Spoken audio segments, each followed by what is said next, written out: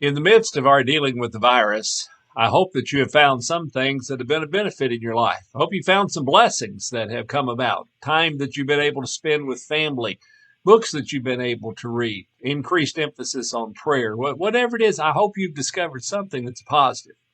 I know one of the positives that I've had is the privilege of doing this 30-minute Bible class each week, being able to share with you, many who are part of the Old Hickory congregation and others from around our country who are interested in finding some answers to some difficult questions. I thank you again for tuning in to our Friday Faith Night series this week. We typically view Moses as that great leader who was the deliverer of God's people from their captivity in the land of Egypt to restoring them to a place of prominence in what was the promised land that God had promised Abraham generations before that he would give them. That successful journey that Moses leads them on has at least 5 key stages, and that's what we're looking at as we talk about our journeys. We've looked at his choice, that he had been raised in the household of Pharaoh. He was a prominent individual in that country by the time he's reaching the age of 40.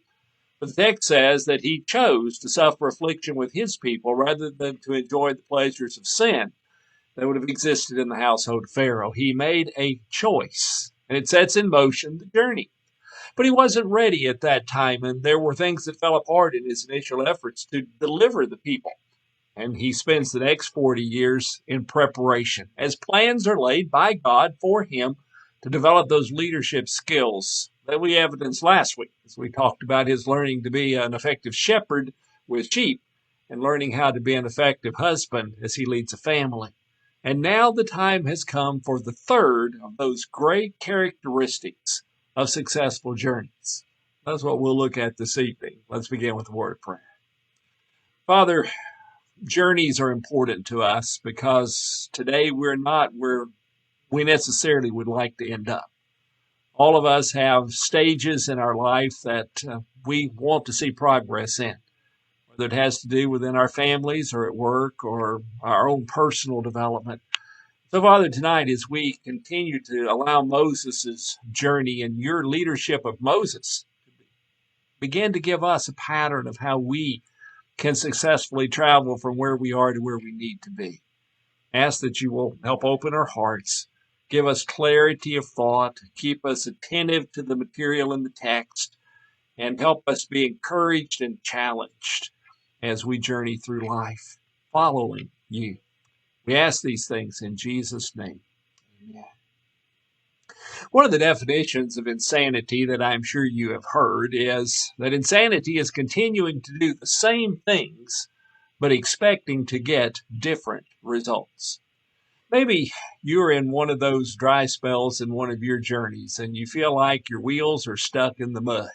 You feel like the transmission has gotten out of gear and you're not making any kind of progress at all. The longer we continue to do the same things in the same way, the more likely we are that we're not going to make any headway, that you have a problem with your diet and you're continuing to eat the same things. Sugar numbers and your diabetic condition continue to deteriorate. Until we change what it is that we're doing, we really can anticipate different kind of results. We keep spending more money than we make. We're not going to be too surprised that the debt that we find ourselves in is accelerating until it's ready to simply engulf us. Changes are necessary for journeys to move forward in constructive kind of directions. Well, Moses demonstrates some of those necessary changes. He had to change his attitude toward himself. It's the marvelous place that we find ourselves at Exodus chapter 3 and then on into chapter 4. He's leading those sheep that belong to his father-in-law, and all of a sudden he sees a bush burning, but the bush isn't being consumed. Well, that would catch your attention, my attention, as it did his. And so he goes to investigate, and that's when he hears this voice of God calling to him to take off his shoes because where he's standing is holy ground because of the presence of God. And God is there to offer an invitation, a challenge, a call to him to go lead his children out of their bondage in Egypt.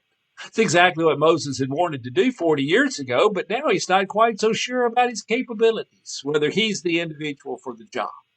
If you read those texts in detail, you'll see at least 4 times that he argues with God, posting objections why he isn't the one to go. And until he changes his view of himself, until he changes his view of what God can do with him individually, he's never going to continue this journey that is going to be the deliverance of the children of Israel.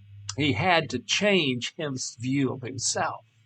Secondly, he's going to have to change his view and his relationship of the people of God. He's going to have to go back not as one who is leading an insurrection and rebellion, but he's going to have to go back with humility of becoming the leader of these people. And then finally, he's going to have this change of attitude about his location, where it is that he's going to be. We call that an action step. Until we're willing to move, act, till we're willing to really make some changes in our lives, those journeys often do stagnate and make very little progress. Well, we need to change our view of ourselves. Each of us is an important piece in the journeys that we're involved in. It's easy, like Moses, to start making excuses. Well, my marriage is the way it is because of, and we can fill in a half dozen reasons why we think things are bad for us.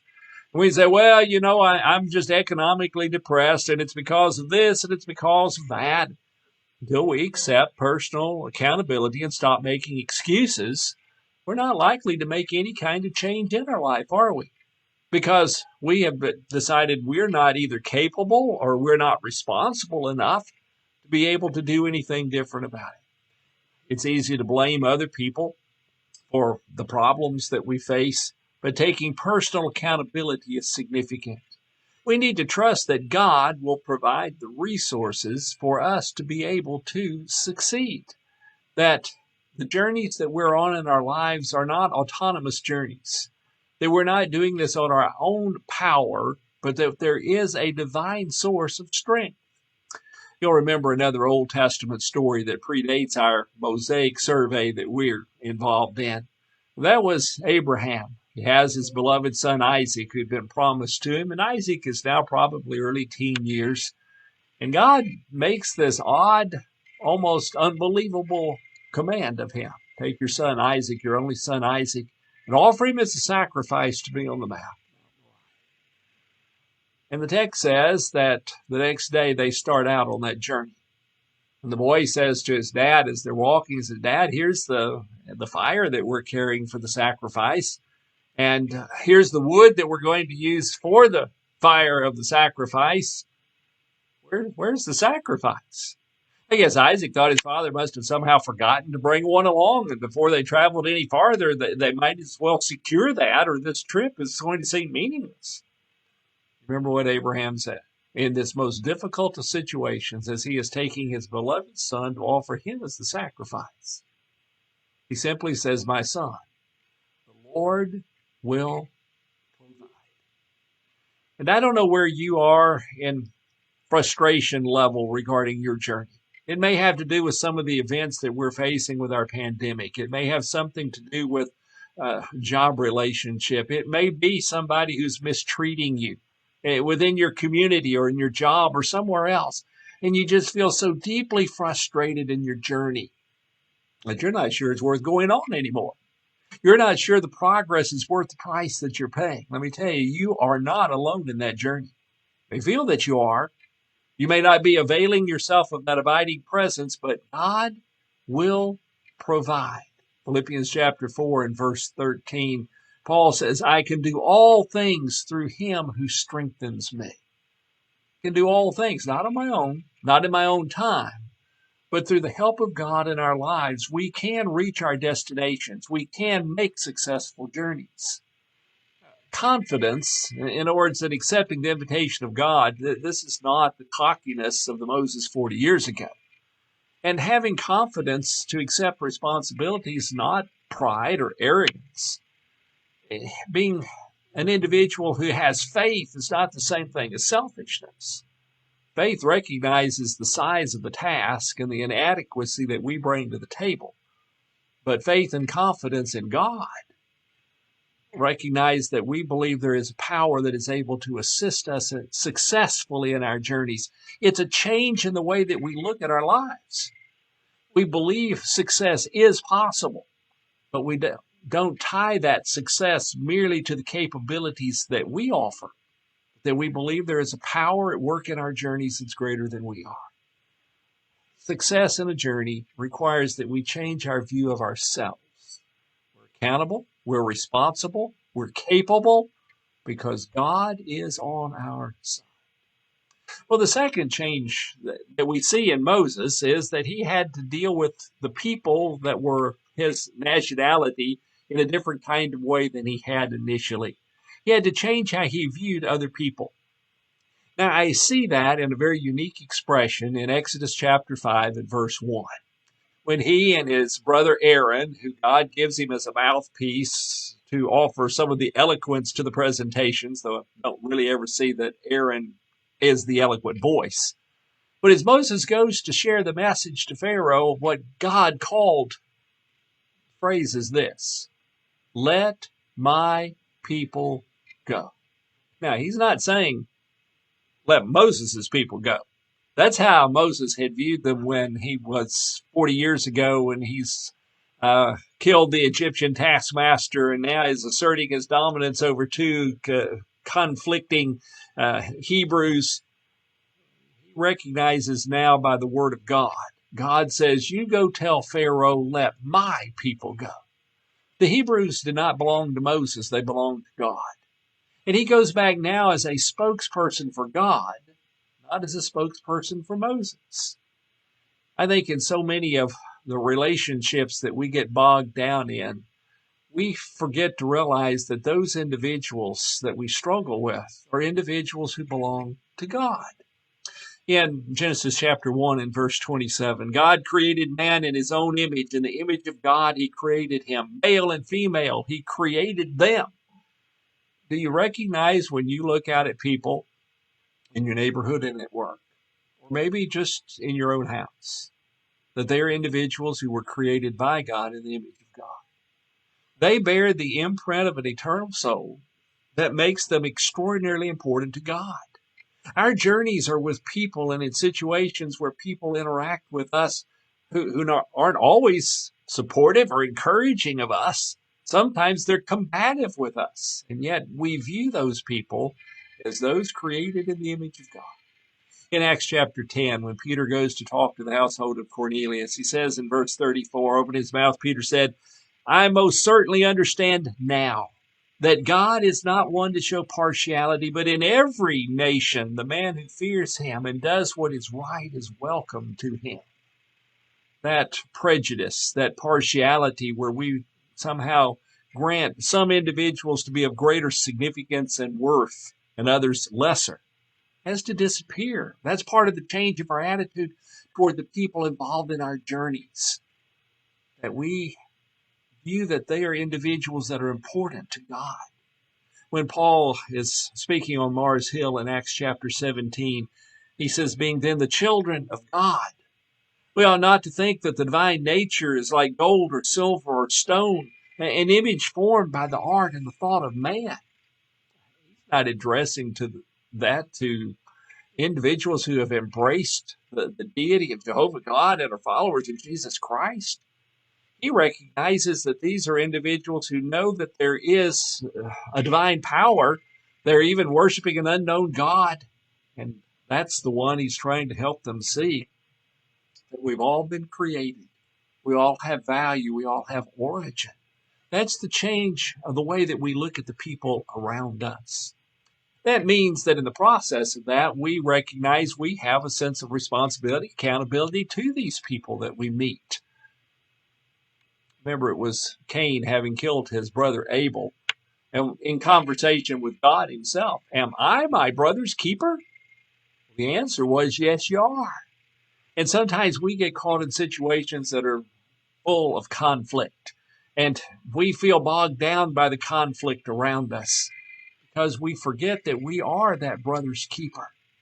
Jesus tells the story of the Good Samaritan who went way beyond what anybody in his culture would have expected as he took care of this individual on the side of the road. He risked his life, spent his money.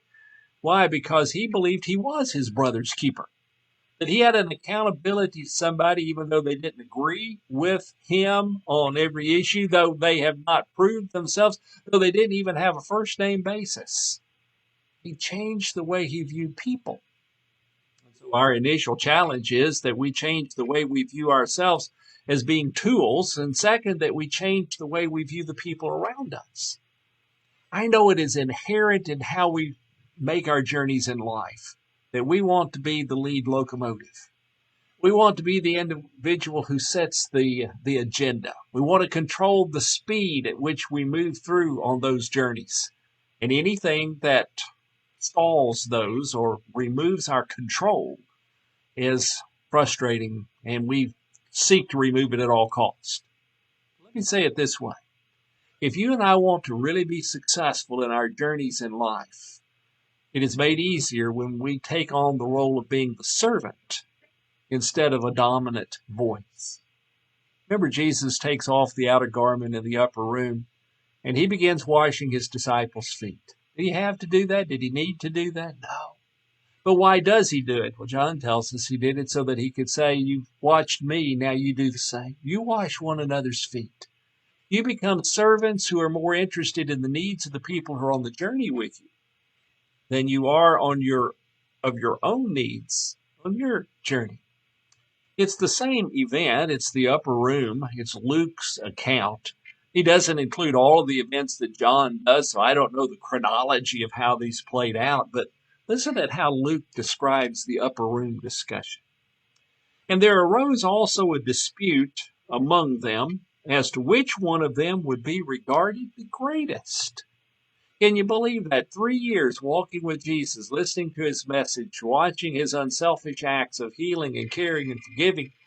And on this last meal in the upper room, his disciples are having not just a discussion, the word says they're disputing about which one of them is going to be greatest. Who's going to have the highest position? Who's going to get the greatest source of adulation? Well, Jesus said to them, the kings of the Gentiles lord it over them, and those who have authority over them who are called benefactors. But it is not this way with you. But the one who is the greatest among you must become like the youngest, and the leader like the servant. Now, whether you're picturing your journey as your marriage or your role as a parent, or whether you're looking at it as a manager on a job, or whether you're a neighborhood watch committee member, every journey that we're on with the people around us, just like Moses was leading a group of people, we believe as many as 2 million, from Egypt to the Promised Land.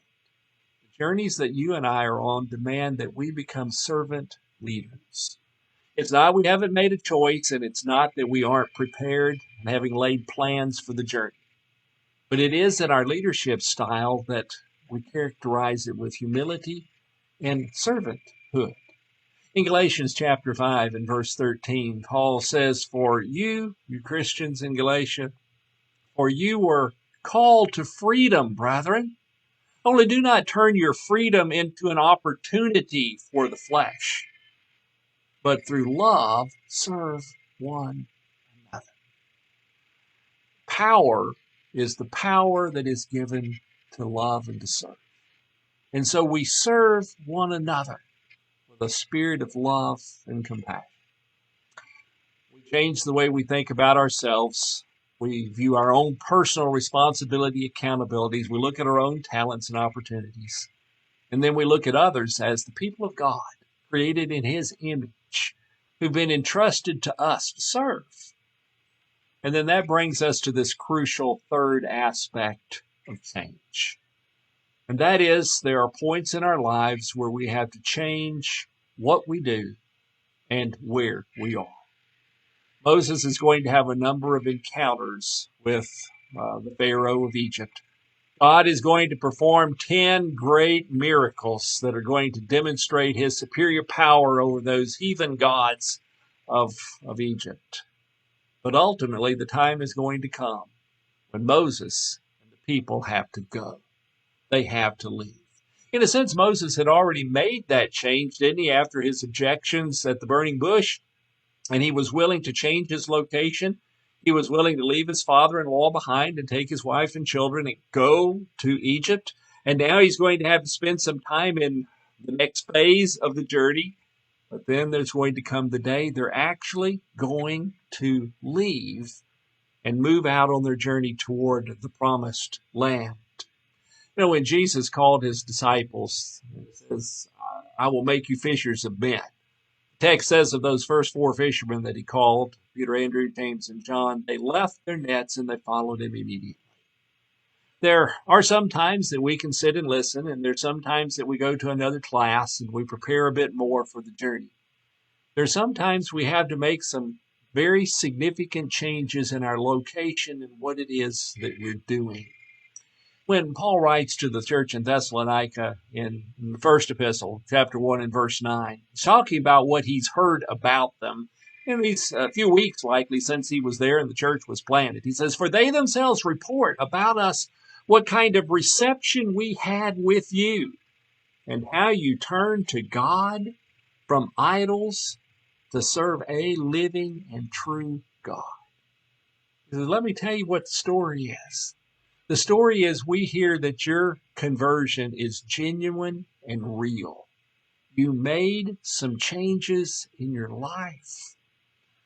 You know, there's a danger that in most of our journeys, when the day comes to make one of these changes, that it's not we disagree with change. We simply want to procrastinate in making that particular change. We want to delay the decision. A couple of individuals who were writing on the dangers of procrastination, who work in a psychology department at a university, said that the danger of procrastination is threefold. It leads us to have anxiety because we continue stewing about what and when we're going to do. It leads to fatigue because stress drains our energy reserves. It creates sleeplessness at night so our bodies and minds do not renew themselves. And it lowers our self-esteem because we begin to lose self-confidence and we become disappointed in ourselves because we're not willing to take the first step. We're not willing to move out in faith. And those 3 tragedies then turn around and affect all of our relationships and our careers and other decisions that we make. We'll never have all the information we would like, and there never will be the perfect time to institute change. But on the journeys that you and I are making, sometimes we know the time is right. We need to make a change in how we act. Sometimes that's the biblical term repentance, which literally just means a turning, a changing. There are times we see things in our lives that need to be altered. Sin needs to be removed. We need to repent. Sometimes we need to offer an apology, a confession that tells somebody who's a part of our journey, I messed up, I'm sorry. And we need to actualize and verbalize that confession. In 2 Corinthians chapter 12 and verse 21, Paul writes, I'm afraid that when I come again, that is to visit the Corinthian church, when I come again, my God may humiliate me before you, and I may mourn over many of those who have sinned in the past and not repented of the impurity, immorality, sensuality that they have practiced. Part of what he's writing to them in these first couple of letters that we have copies of is that they need to make some changes in their behaviors. And he's afraid he's going to come and be embarrassed because they've not repented. They've not gotten rid of the sin that's a part of their congregational life, along the sin that's in their personal life. An individual who is living in sin and engaged in sexual immorality, a person who is cheating a neighbor, a person who is taking a bribe, a person who is practicing drunkenness or drugs or whatever it is, we know there comes a time you have to act against those things. We have to make the change. Repentance is a change where we align ourselves with what is right and we side with the Lord. But it's a move. When the angel came to Lot and said, it's time for you to get out of Sodom because God is going to destroy the wickedness of the city. He didn't want to leave. Well, I didn't want to leave. I want to leave family behind. And finally, the angel has to take them by the hand and lead them out. That journey could have had even worse repercussions had they not left at all. There comes a time when we need to take the action to change. It may have to do with eliminating a barrier that's a part of our journey. Maybe you have a job that is destroying your marriage. Maybe you have a job that is somehow disadvantaging the parental skills that you need to have, the time that you need to have with your children. Maybe the house you're living in and the car you're driving is draining so much of your finances that you're living in such debt that all you do on your journey is argue and worry about how you're going to pay bills, how you're going to send the kids to school, what will you do in retirement. Maybe there's a change again in where it is that you live and what it is that you drive. Are we willing to make changes in our life to move us in a better direction? A rich young ruler comes to Jesus and wants to know, what is it that I must do to inherit eternal life? Jesus sizes up very quickly what the problem is in his heart. He says, I know he's very, very rich. He loves his riches. So Jesus said, sell what you have, give it to the poor, and come follow me. The text says he went away sorrowful, not because he didn't believe in Jesus, but because he had great riches. And those riches stood between him and following Jesus, and he could not or would not get rid of that barrier in order to increase and develop his discipleship. What is it that you are facing that's blocking your discipleship, your prayer life, your worship of God, your participation in advancing his kingdom? Sometimes we need to change by removing the barriers that are blocking our success. And then finally, in those changes that we make, sometimes we need to be more open to letting the Lord use us. In Acts chapter 13, we have the picture of the church in Antioch, and there are a number of individuals who are pictured as being part of their ministry team, I guess. They were the preachers who were ministering there in that particular congregation. But God's message comes that he wants two of those individuals. He wants Saul, and he wants Barnabas to be set apart from the group for a task that they're going to be sent on. We know later it's that first missionary journey. And it's the spread of the kingdom to areas where the message of the gospel had not gone. Were they going to be open to a change of venues? They weren't changing the gospel they were preaching. They weren't changing their faith, but they were changing their address and the place where God was going to be able to use them.